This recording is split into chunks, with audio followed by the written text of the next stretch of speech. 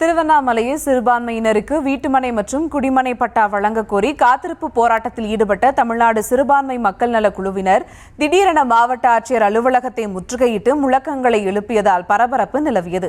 மேலும் விவரங்களோடு இணைகிறார் செய்தியாளர் சசிகுமார். வணக்கம் சசிகுமார், விவரங்கள். வணக்கம். திருவண்ணாமலை மாவட்ட ஆட்சியர் பெருந்திடல் வளாக நுழைவாயில் முன்பாக தமிழ்நாடு சிறுபான்மை மக்கள் நலக்குழு சார்பில் திருவண்ணாமலை மற்றும் செய்யாறு, வந்தவாசி, செங்கம் உள்ளிட்ட பகுதிகளில் உள்ள சிறுபான்மையினர் வீட்டுமனை மற்றும் குடிமனை பட்டா கேட்டு சுமார் 1440 பேர் விண்ணப்பித்திருக்கின்றனர். இதில் தங்களுக்கு எந்தவித மனுக்கள் மீது எந்தவித நடவடிக்கையும் எடுக்கவில்லை. உடனடியாக நடவடிக்கை எடுக்க வேண்டும் என்று கூறி இன்று மாவட்ட ஆட்சியர் அலுவலக நுழைவாயில் முன்பாக காத்திருப்பு போராட்டத்தில் ஈடுபட்டனர்.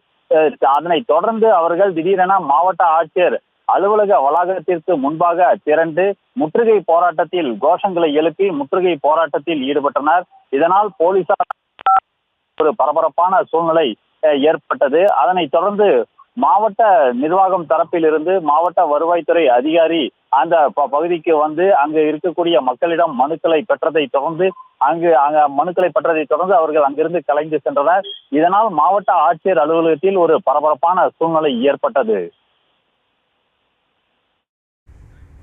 விவரங்களுக்கு நன்றி சசிகுமார்.